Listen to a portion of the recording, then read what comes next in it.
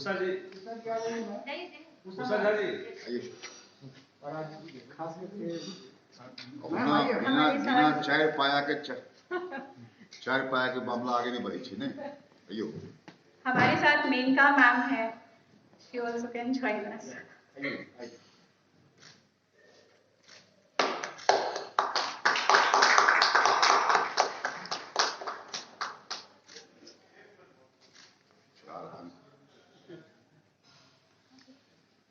आइए नंबर दीजिए। हाँ हाँ दिया क्यों चलाना है सोलर हम सब लोग पिछले 10 साल से तो लगे ही हुए हैं। रामपति के रमापति अतिथि डॉक्टर संजय पासवान जी, यहाँ पर उपस्थित तमाम अतिथिगण, मीडिया से आए हुए मित्रगण, आप सभी को आज के इस कार्यक्रम में मैं हार्दिक स्वागत करता हूँ और ये उम्मीद करता हूँ कि आपके द्वारा जो भी हमें सुझाव प्राप्त होंगे वो बिहार में अक्षय ऊर्जा को आगे ले जाने में सहयोग सिद्ध करेंगे। दोस्तों, जैसा कि आप सभी को याद है, हम अभी भी कोरोना काल में जी रहे हैं और ऐसी स्थिति में मैं तमाम अतिथियों का जो कि आज के इस कोरोना काल में ही इस कार्यक्रम में उनमें भी शामिल हुए थे। जैसा कि आपको ज्ञात है, पिछले 5 वर्षों से बिहार में अक्षय ऊर्जा को स्थापित करने के लिए निरंतर कार्य कर रहा है। जो सितंबर में जो हमने कार्यक्रम किया था और आज जो हम कार्यक्रम कर रहे हैं, सितंबर के कार्यक्रम का मुख्य उद्देश्य था आपसे सुझाव लेकर राजनीतिक दलों को यह बताना कि अक्षय ऊर्जा संबंधित राजनीतिक घोषणा पत्र में किस तरह के बात को रखा जा सकता है। और आप सभी को जानकर खुशी होगी कि उस कार्यक्रम के बाद सीधे बोलेगा बिहार अक्षय ऊर्जा इस बार एक अभियान पिछले 3 महीनों से चलाया और बिहार के करीब 27 जिलों में हम उस कार्यक्रम को ले गए। अनेक तरह के कार्यक्रम, जन संवाद यात्रा, किसान चर्चा, स्वास्थ्य पे चर्चा, हेल्थ डायलॉग, जन स्वास्थ्य सुनवाई, सोलर संवाद यात्रा, सोलर मेला, इन और अन्य तमाम कार्यक्रमों के तहत करीब हम लोग 5 लाख लोगों तक पहुंचे, करीब 27 जिलों में। और सबसे खास बात रही महिला प्रतिनिधियों की इसमें शामिल होना। और 15 अक्टूबर को जब हम लोगों ने महिला किसान दिवस के दिन करीब 15 जिलों में जब हमने कार्यक्रम किया तो महिला किसानों का काफी सहयोग हमें इस कार्यक्रम में मिला। उस कार्यक्रम की बदौलत शायद जो बिहार के लोग जो चुनाव से और चुनाव संबंधी जानकारियों के ऊपर अगर इस कोरोना काल में जो ये कार्यक्रम रमापति जी ने आयोजित किया है और हमें बुलाया है, हम उनका DIA की ओर से इनके शुक्रगुजार हैं। आज के कार्यक्रम के मुख्य अतिथि भारत सरकार के पूर्व मंत्री संजय पासवान जी, बिहार महिला उद्योग संघ की अध्यक्षा उषा झा जी, हमारे DIA के वरिष्ठ सदस्य सुबोध कुमार जी, हमारी सदस्य DIA की और महिला उद्योग की सदस्य किरण रंजन जी। ये बोलेगा बिहार अच्छा ऊर्जा इस बार, ये कार्यक्रम रमापति जी ने चुनाव के पूर्व भी आयोजित किया था। मैं उस कार्यक्रम में भी आया था। ये बहुत ही, ये जो अक्षय ऊर्जा की जो ज्योत है, ये रमापति जी ही सरकार से ज्यादा जगाए हुए हैं। यही बार इसको नॉक करते रहते हैं तो कुछ न कुछ काम इस पर होता रहता है, लेकिन जो होना चाहिए वो नहीं होता है। यहाँ उपस्थित जो भी प्रेस मीडिया के बंधुगण हैं, मैं उनका भी स्वागत करता हूँ। रिन्यूएबल एनर्जी का जो महत्व है वो उससे आज हम सब लोग अवगत हैं। भारत सरकार ने रिन्यूएबल एनर्जी के प्रदूषण मुक्त एवं तुलनात्मक रूप से सस्ती होने के कारण उत्पादन का महत्वाकांक्षी लक्ष्य निर्धारित किया है, जिसमें लगभग 60% सोलर एनर्जी उत्पादन का लक्ष्य रखा गया है। बिहार सरकार को भी वर्ष 2022 के लिए 296 मेगावाट सोलर एनर्जी उत्पादन का लक्ष्य दिया गया है। वर्तमान में राज्य में सोलर एनर्जी का उत्पादन जो हमारी क्षमता है वो लक्ष्य से काफी कम है। बिहार सूर्य किरणों की जो तीक्ष्णता के हिसाब से अच्छे जोन में आता है, इस कारण सोलर एनर्जी हेतु यहाँ बहुत ही अनुकूल वातावरण है और जो भी कार्य किए जाए वो कुछ समय के लिए न किया जाए, आगे आने वाले 20 वर्षों के ध्यान में रखकर किया जाए। अक्षय ऊर्जा का मतलब ही है जो ऊर्जा का क्षय नहीं हो। हम या कोई भी इसको तुरंत ये सोचता है कि इंस्टेंट लाभ होना चाहिए। इस अक्षय ऊर्जा से इंस्टेंट लाभ तो नहीं होगा, लेकिन आने वाले समय में ये बहुत लाभकारी है प्रदूषण के हिसाब से भी। Bihar legislative council Bharatiya Janata party and former union minister Shri doctor Sanjay Paswan ji से आग्रह करूंगी कि वे यहाँ आकर अपनी बात करें।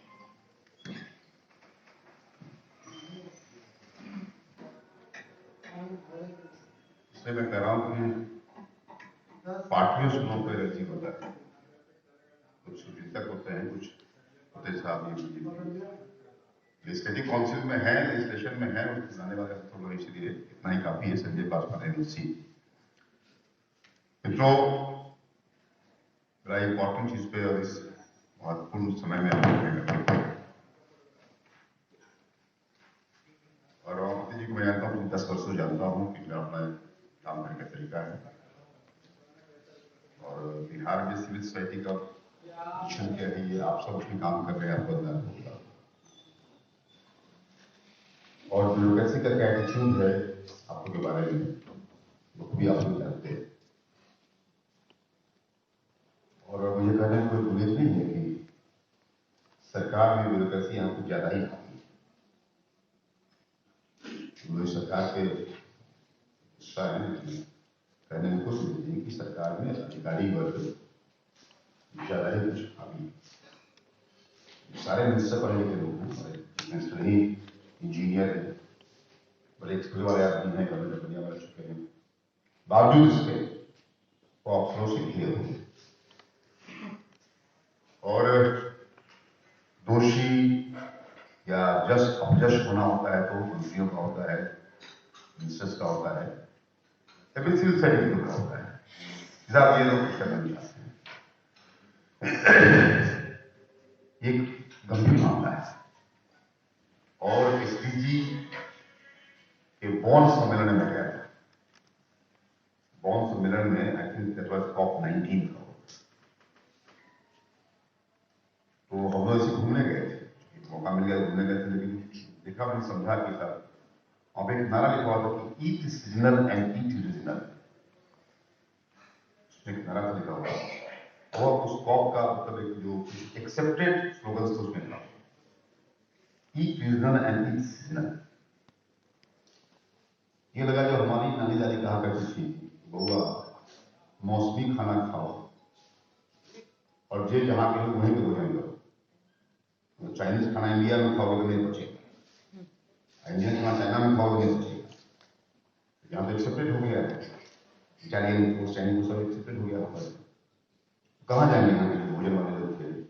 हलवाई सब मर गया, तो छोटा हलवा तो बड़ा हलवा, पहले वही हलवाई था, तोंद निकाले हुए, आगे अपना गंजी को ऊपर किए हुए और उसी में उसी स्थिति में वो अपना जिलेबी दिया, लड्डू बनाया करता था।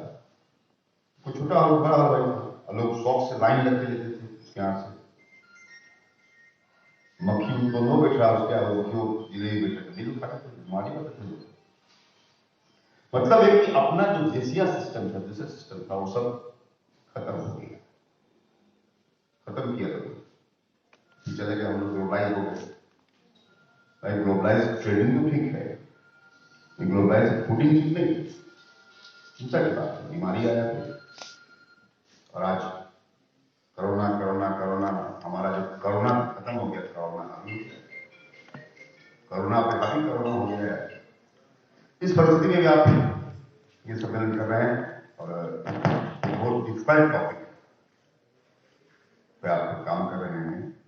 हम समझ सकते हैं कि हम लोग की शुभकामना है आपके साथ। देखिए बिहार में मैं डिस्कस कर रहा था, बिहार में काम के प्रति जो नजरिया लोगों का है, वो नजरिया मतलब कि साहब बड़ा दृष्टिकोण अलग है। काम को छोटा समझना, तुच्छ समझना। अच्छा, एनजीओ में काम कर रहा है, लगता है कहीं नौकरी की वजह से एनजीओ में काम कर रहा है। देखिए, एनजीओ में आईआईटी छोड़ के लोग आए हुए हैं, मैं जानता हूँ कि अच्छा कैरियर छोड़ के आए हुए हैं, आप दीजिए। आईआईएम छोड़ के आए हुए लोग लगे हुए हैं, हम जानते हैं कई लोग सब्जी बेच रहे हैं आईआईएम छोड़ के आए हुए लोग से। मतलब उन चीजों को सम्मान कर से, तो पहली बात हम लोग सुनाओ कि learn to dignify our work. हमको काम के प्रति सम्मान का भाव है। लोग देख के तय करते हैं क्या है कैसे है, देख के सुन के तय करते हैं। हमारे ड्राइवर ने हमसे कहा कि आप जो चढ़ते हैं छोटका गाड़ी पर, स्पार्क पर, लोग डरता ही नहीं इससे, तो बड़ा गाड़ी पे चढ़िए आप तो लोग डरेगा। तो ड्राइवर कह रहा है हमसे कि बड़ा गाड़ी रखिए इसलिए कि लोग डरेगा उसको, छोटका गाड़ी से डरता ही नहीं। तो एक अदना सा मैंने कहा कि जो बहुत लोअर एंड पे बैठा हुआ है, उसमें भी जो फ्यूडलिज्म का जो सेंस है वो कितना हावी है, उससे लोग डरता है। सिपाही कब टोकता होता है, लोग साइड हो जाएगा, बड़का गाड़ी पे चढ़ते हैं। और हमारा शौक है, मैं शुरू से रहा, एमपी रहा, मिनिस्टर रहा, कभी एमएलसी, कभी गाड़ी छोटी में लाइक करता हूँ, कॉमन गाड़ी लाइक करता हूँ। तो ये भाव है, ये कहीं ना कहीं कंसील्ड रूप में हम सब में छिपा हुआ है कि काम करेंगे अगर तो ऑक्सफेम पे करेंगे, काम करेंगे बड़ा करेंगे, छोटा मोटा क्या करना है, भले काम मिले नहीं मिले, एक बढ़ के काम करेंगे। तो बड़ा एस्पायरेशन तो ठीक है, एस्पायरेशन ठीक है, लेकिन वह एस्पायरेशन में परस्पायरेशन हो रहा है कि नहीं हो रहा है। We fail to perspire. पसीना बहे अगर तो कष्ट होता है, लेकिन एस्पायर करने में कोई दिक्कत नहीं। हम कहीं से इंस्पायर हो रहे नहीं हो रहे हैं, ना हम कहीं से इंस्पायर हो रहे हैं, ना परस्पायर करना सीखा हमने है, लेकिन हम एस्पायर करते हैं। हम टॉप करें, हम ये हो जाए, हम हो जाए, अच्छी बात। तो अकॉर्डिंगली हम लोग मित्रों, इसीलिए होता क्या है, अल्टीमेटली कंस्पायर के शिकार हो जाते हैं हम सबको। इंस्पायर करना सीख गया हम लोग, इंस्पायर हुए नहीं किसी से, तो हो गया क्या, कंस्पिरेशन के शिकार हो गया। वही हो रहा है। मेरा क्या कहना यह है मित्रों कि एक तो यहाँ की ब्यूरोक्रेसी में जो सीएसओ के प्रति एक भाव फैला रखा है, जो एटीट्यूड फैला रखा है, वह चिंता की बात है। मतलब लोग अच्छा एनजीओ वाले लोग मानो वो सब कुछ जानते हैं, अल्टीमेट है नॉलेज। एक बीएस आईएएस नहीं हो गया कि लगता है उसको सब अल्टीमेट है नॉलेज, वो दुनिया का सब कुछ जानता है।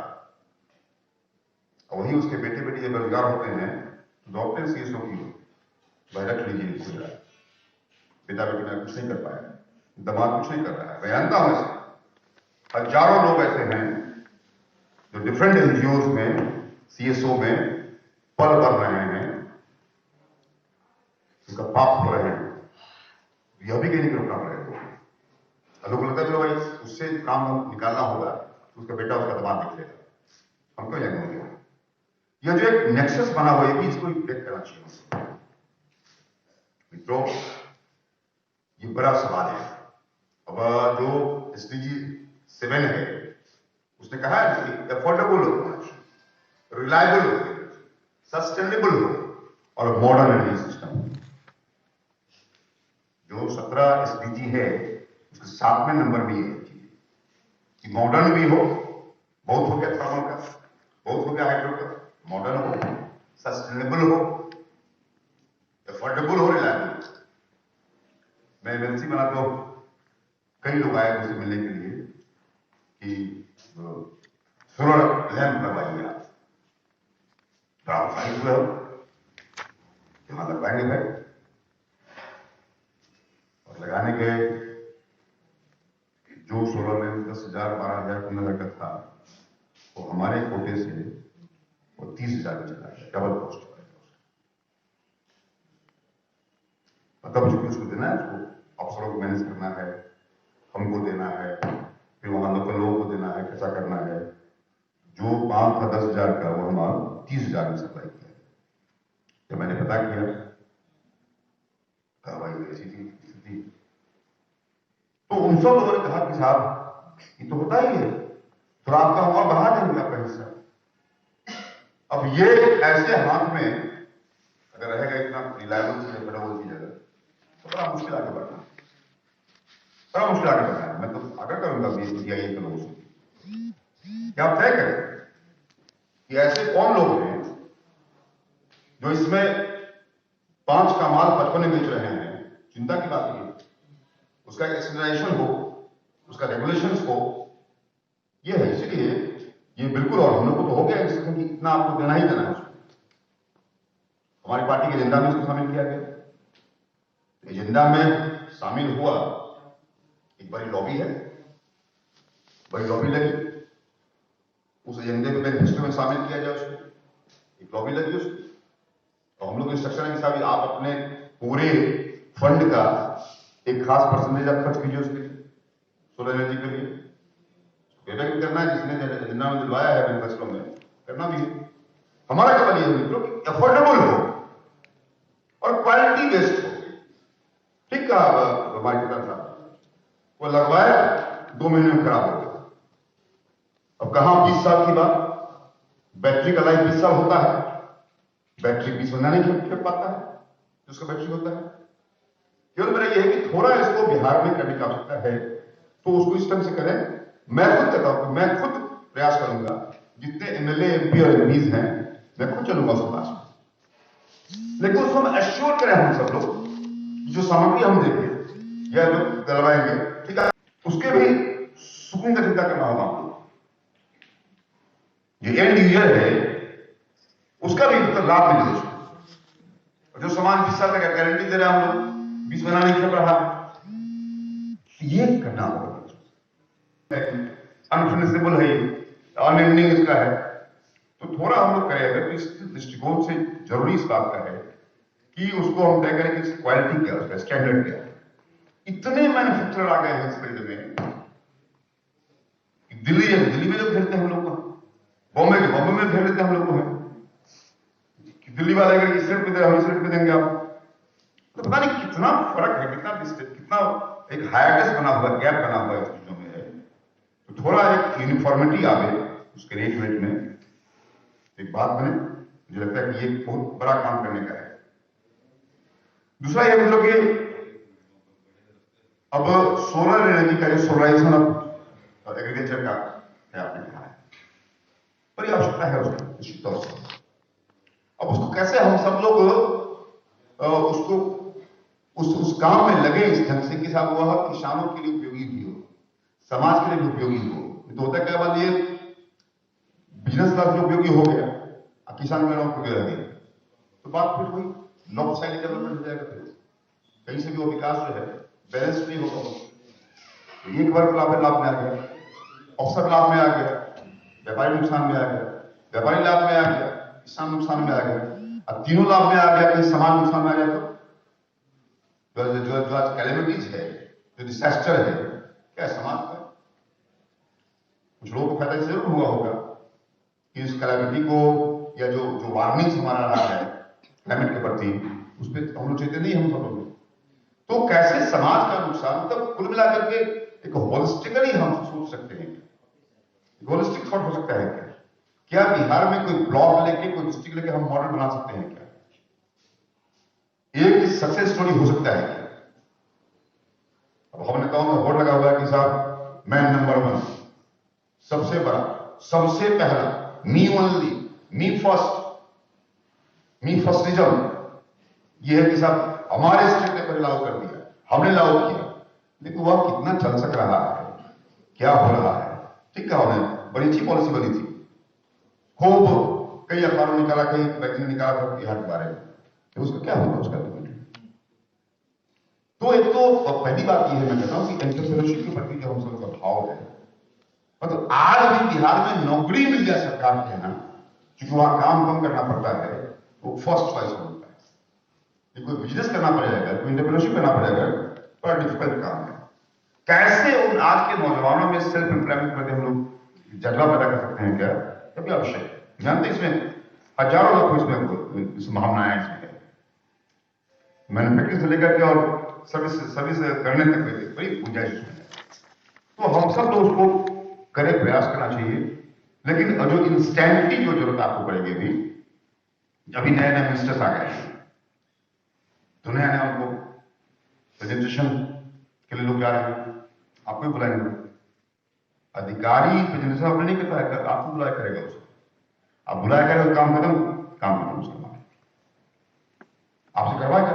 थोड़ा हम लोग को कैसे उससे ठीक ठाक करेंगे, कैसे इस ब्यूरोक्रेसी को हम लोग कैसे वाइब्रेट करें, और सुनने को तैयार नहीं है। मंत्री जी भी उन्हीं की बात सुनेंगे। तो ये कैसे माहौल खड़ा किया जाए कि यहाँ के जो ऑफिसरशाही है, नौकरशाह सुनना पसंद ही उन लोगों को है, जो ऑफिसरशाही, जो अफसरान लोग हैं, उसको कैसे ओरिएंट करें हम सब। ओरिएंट होंगे हमसे आपसे होंगे नहीं, वो मंत्री से होंगे, मुख्यमंत्री से होंगे, या फिर अपने सीनियर अफसर से होंगे। वो सब तो ऐसे जो कुछ एनलाइटेड ऑफिसर्स अगर हो देश भर में, उनको बुला करके ला करके हम सब और उनका कुछ ट्रेनिंग वगैरह करा दो। वरना हो तो हेल्थ में है तो हेल्थ का अल्टीमेट हो गया, एजुकेशन में एजुकेशन अल्टीमेट हो गया, एनर्जी में एनर्जी का अल्टीमेट हो गया। इस राज्य में 10 अधिकारी ऐसे हैं जिनको इस बात का गुमान है वही बिहार चला रहे हैं, और सच्चाई भी बिहार उनके कंधों पर है, सारे मंत्री बेकार हैं। मैं थोड़ा बरबोला हूं तो जानते भी हैं, इसलिए मतलब सारे मंत्री बेकार हैं। कैसे, लेकिन इस फेज में, इस जो ये नया स्टेंट शुरू हुआ हमारे सीएम साहब का, कैसे इसको और एक्टिवेट करें, वाइब्रेंट करें हम सब लोग, बड़ी जिम्मेदारी है। आपने मुझे लगता है सरकार के आने के बाद से पहला बार सीएसओ का कंसल्टेशन आपने किया है, बधाई इस बात के लिए। आपको शुभकामना हमारी ओर से है, आप आगे बढ़े, और निश्चित तौर से हम लोग को जहां कहेंगे वहां बातचीत करेंगे और लोगों से बात करेंगे, तब से बात करेंगे। इसलिए मैं अपनी ओर से आपको ये लिबर्टी देता हूं कि आप जहां चाहें, लेकिन मैं कहता हूं कि अगर आपको मिलना अगर हो, किसी को भी आप जरूरत पड़े, अगर कोई मामला पेंडिंग अगर हो, तो संजय पासवान का ये वॉलंटरी सर्विस मैंने दिया आप लोगों को, आप जब चाहे मेरा इस्तेमाल कर सकते हैं, और उससे समय हफ्ता दिन ले लेंगे हम। हाँ, हमेशा नहीं कि आप आज फोन कर दीजिए, विदिन ए वीक हम ले लेंगे। तो थोड़ा मतलब ये मान के चलिए कि वो भी एक अपना पैम्पर्ड चाइल्ड है, और उसको दुश्मन से नहीं समझिए आप। वो अधिकारी भी किसी का बेटा भाई है, ये मान के हम सब लोग कि हमारे बेटा भाई है जो थोड़ा गुमाने कर रहता है, तो मतलब ये कि थोड़ा उससे पैम्पर्ड को पूरा ठीक करना हो, क्योंकि उसको नकार नहीं सकते हम लोग। आज पीएमओ सेंट्रलाइज, सीएमओ सेंट्रलाइज, सारे मंत्री बेकार है, और जो सेक्रेटरी जुड़े हुए उसको चाहे मामला पीएमओ का हो, सीएमओ का हो, ये ट्रेंड है, या अमेरिका का कांग्रेस हो, ये ट्रेंड चला हुआ है। जो जहां के पीएम प्रेसिडेंट हैं वो सेंट्रलाइज हो गए, दुनिया का ट्रेंड चल गया है कि me only, me फर्स्टिज्म, me to नहीं आप, या मी टू नहीं, मी ओनली, मी फर्स्टिज्म, ये ट्रेंड है दुनिया का, जिसके हम सभी शिकार हैं। आइए हम सब मिलजुल करके कैसे क्या हो सकता है, तब कि बहुत हाई भी नहीं करना, कुछ नहीं होगा, बिहार में संभव नहीं है, इसी में जुड़ना है। What little you can do you should do, जो छोटा बहुत थोड़ा बहुत कर सकते हैं हम लोग हैं, वो करने का सकता है। मुझे लगता है कि रमापति जी, रमा के पति विष्णु, रमा लक्ष्मी, इसलिए आपसे उम्मीद है भगवान के ईश्वर का जो सबसे श्रेष्ठ स्वरूप विष्णु का स्वरूप है, आपने हाथ डाला है, निश्चित तौर से आपका नया अवतार बिहार को लाभ पहुंचाएगा। अनफिनिशेबल है, अनएंडिंग इसका है, तो थोड़ा हम लोग करें अगर, इस दृष्टिकोण से जरूरी इस बात का है कि उसको हम तय करें कि क्वालिटी क्या है, उसका स्टैंडर्ड क्या है। इतने मैन्युफैक्चरर आ गए हैं इस फील्ड में, दिल्ली में लोग खेलते हैं हम लोग को, बॉम्बे में खेल लेते हैं हम लोग को, है कि दिल्ली वाले अगर इस रेट पे दे, हम इस रेट पे देंगे आप, तो पता नहीं कितना फर्क है, कितना एक हायरनेस बना हुआ, गैप बना हुआ है चीजों में है। तो थोड़ा एक यूनिफॉर्मिटी आवे, उसके रेट वेट में एक बात बने, मुझे लगता है कि ये बहुत बड़ा काम करने का है। दूसरा ये मतलब कि अब सोलर एनर्जी का जो सोलराइजेशन ऑफ एग्रीकल्चर का है, आपने कहा है, बड़ी आवश्यकता है उसकी निश्चित तौर से। अब उसको कैसे हम सब लोग उसको उस काम में लगे इस ढंग से कि साहब वह किसानों के लिए उपयोगी भी हो, समाज के लिए भी उपयोगी हो। तो होता क्या, मान लीजिए बिजनेस क्लास में उपयोगी हो गया, किसान में उपयोगी रह गया, तो बात फिर वही लॉ साइड डेवलपमेंट हो जाएगा। फिर कहीं से भी वो विकास जो है बैलेंस नहीं होगा। तो एक वर्ग लाभ में आ गया, अफसर लाभ में आ गया, व्यापारी नुकसान में आ गया, व्यापारी लाभ में आ गया, किसान नुकसान में आ गया, अब तीनों लाभ में आ गया कि समाज नुकसान में आ गया। तो जो आज कैलेमिटीज है, जो डिजास्टर है, क्या समाज का कुछ लोगों को फायदा जरूर हुआ होगा कि इस कैलेमिटी को या जो वार्निंग हमारा रहा है क्लाइमेट के प्रति, उस पर हम लोग चेते नहीं, हम सब लोग। तो कैसे समाज का नुकसान, मतलब कुल मिलाकर के एक होलिस्टिकली हम सोच सकते हैं, होलिस्टिक थॉट हो सकता है क्या बिहार में कोई ब्लॉक लेके, कोई डिस्ट्रिक्ट लेके हम मॉडल बना सकते हैं क्या? एक सक्सेस स्टोरी हो सकता है क्या? अब हम नेताओं में बोर्ड लगा हुआ है कि साहब मैं नंबर 1, सबसे बड़ा, सबसे पहला, मी ओनली, मी फर्स्टिज्म, यह है कि साहब हमारे स्टेट ने पहले लागू कर दिया, हमने लागू किया। लेकिन वह कितना चल सक रहा है, क्या हो रहा है? ठीक कहा उन्होंने, बड़ी अच्छी पॉलिसी बनी थी, खूब कई अखबारों निकाला, कई मैगजीन निकाला था बिहार के बारे में, तो उसका क्या होगा उसका? तो एक तो पहली बात यह है, मैं कहता हूं कि एंटरप्रेन्योरशिप के प्रति जो हम सब का भाव है, मतलब आज भी बिहार में नौकरी मिल जाए सरकार के यहाँ, क्योंकि वहां काम कम करना पड़ता है, वो फर्स्ट चॉइस होता है। कोई बिजनेस करना पड़ेगा, कोई एंटरप्रेन्योरशिप करना पड़ेगा, बड़ा डिफिकल्ट काम है। कैसे उन आज के नौजवानों में सेल्फ एम्प्लॉयमेंट करके हम लोग जगह पैदा कर सकते हैं, क्या कभी आवश्यक है? जानते इसमें हजारों लोग इसमें संभावनाएं इसमें है, मैन्युफैक्चरिंग से लेकर के और सर्विस करने तक बड़ी गुंजाइश है। तो हम सब लोग उसको करे, प्रयास करना चाहिए। लेकिन जो इंस्टेंटली जो जरूरत आपको पड़ेगी, अभी नए नए मिनिस्टर्स आ गए हैं, तो नया नया उनको प्रेजेंटेशन के लिए लोग जा रहे हैं, आपको भी बुलाएंगे। अधिकारी प्रेजेंटेशन आपने नहीं करता है, आपको बुलाया करेगा उसको, आप बुलाया करेगा, काम खत्म उसका आपसे करवाएगा। थोड़ा हम लोग को कैसे उससे ठीक ठाक करें, कैसे इस ब्यूरोक्रेसी को हम लोग कैसे वाइब्रेट करें, और सुनने को तैयार नहीं है। मंत्री जी भी उन्हीं की बात सुनेंगे। तो कैसे माहौल खड़ा किया जाए कि यहाँ के जो ऑफिसर शाही है, नौकरशाह सुनना पसंद ही उन लोगों को है, जो ऑफिसर शाही, जो अफसरान लोग हैं, उसको कैसे ओरिएंट करें उसे। ओरिएंट होंगे हमसे, आपसे होंगे नहीं, वो मंत्री से होंगे, मुख्यमंत्री से होंगे, या फिर अपने सीनियर ऑफिसर से होंगे। वो सब तो ऐसे जो कुछ एनलाइटेड ऑफिसर्स अगर हो देश भर में, उनको बुला करके ला करके हम सब और उनका कुछ ट्रेनिंग वगैरह करा दो। वरना उनको हेल्थ में है तो हेल्थ का अल्टीमेट हो गया, एजुकेशन में एजुकेशन अल्टीमेट हो गया, एनर्जी में एनर्जी का अल्टीमेट हो गया। इस राज्य में 10 अधिकारी ऐसे हैं जिनको इस बात का गुमान है वही बिहार चला रहे हैं, और सच्चाई भी बिहार उनके कंधों पर है, सारे मंत्री बेकार हैं। मैं थोड़ा बरबोला हूं तो जानते भी हैं, इसलिए मतलब सारे मंत्री बेकार हैं। कैसे, लेकिन इस फेज में, इस जो ये नया स्टेंट शुरू हुआ हमारे सीएम साहब का, कैसे इसको और एक्टिवेट करें, वाइब्रेंट करें हम सब लोग, बड़ी जिम्मेदारी है। आपने, मुझे लगता है सरकार के आने के बाद से पहला बार सीएसओ का कंसल्टेशन आपने किया है, बधाई इस बात के लिए। आपको शुभकामना हमारी ओर से है, आप आगे बढ़े, और निश्चित तौर से हम लोग को जहां कहेंगे वहां बातचीत करेंगे और लोगों से बात करेंगे, तब से बात करेंगे। इसलिए मैं अपनी ओर से आपको ये लिबर्टी देता हूं कि आप जहां चाहें,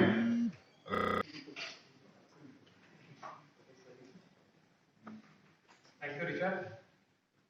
जैसे कि आप लोगों ने सबको सुना, और जैसे कि रमापति जी ने बताया कि बिहार एक बहुत ही क्लाइमेट फ्रेजाइल स्टेट रहा है, और क्लाइमेट चेंज की दृष्टि से अगर देखें तो बिहार बहुत ही प्रभावित रहा है इससे। और इसमें सौर ऊर्जा या सस्टेनेबल एनर्जी की जो हम लोग बात कर रहे हैं या डीआरई सॉल्यूशंस की जो बात कर रहे हैं, इसमें एक बहुत ही बड़ा रोल है। श्री रामलाल खेतान जी की तरफ से आपने सुना कि किस तरीके से स्ट्रिक्ट पॉलिसी फ्रेमवर्क की रिक्वायरमेंट है, फाइनेंशियल सपोर्ट की रिक्वायरमेंट है, एक क्वालिटी ओएनएम सर्विसेज की रिक्वायरमेंट है, जो कि बहुत ही बड़ा होता है क्योंकि बिहार एक डिसेंट्रलाइज्ड पॉपुलेशन है। छोटे छोटे पॉपुलेशन अलग अलग जगह पे बसते हैं और इस तरीके के अगर डिसेंट्रलाइज सॉल्यूशंस आते हैं तो ओएनएम एक बहुत ही बड़ा मुद्दा भी होता है। और इसी से ये चीज अगर दुरुस्त हो जाए तो ये इससे जन जन तक अच्छे ऊर्जा पहुंचाने की जो एम है, जो आवश्यकता है, वो पूरी की जा सकती है। और जैसे कि डॉक्टर संजय पासवान जी ने अपने सत्र में बहुत स्टार्टिंग में ही बहुत ही एक अहम कोड दिया, eat seasonal and treat seasonal, right, फिर ये बहुत ही सटीक बैठता है यहाँ पे, क्योंकि हमारे आसपास ये बहुत ही जरूरी और बहुत ही अहम चीज है। Work dignity need of inspiration की जो बात कही वो एक बहुत ही अहम है। बिहार में सस्टेनेबल डेवलपमेंट के पथ पे चलने के लिए ये बहुत ही अहम है कि हम जागरूक हों और हम जो है दूसरे को भी जागरूक करें।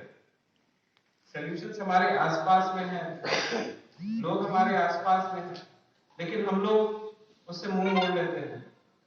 तो ये एक बहुत ही आवश्यक चीज है जो हम सबको अपनानी चाहिए। और ज्यादा समय ना लेते हुए मैं इस सत्र का समापन करूंगा और सीट के तरफ से हमारे ऑनरेबल गेस्ट श्री रामलाल खेतान जी, डॉक्टर संजय पासवान जी और रमापति जी को अपना समय और अपनी वार्ता रखने के लिए बहुत बहुत धन्यवाद। इसके बाद हम एक छोटा सा 10 मिनट का ब्रेक लेंगे और इस सत्र के बाद दूसरा सत्र जो एक डिस्कशन का सत्र होगा, हम 10 मिनट के बाद फिर से यहीं पे मिलेंगे और वो आगे का कार्यक्रम फिर कंटिन्यू करेंगे।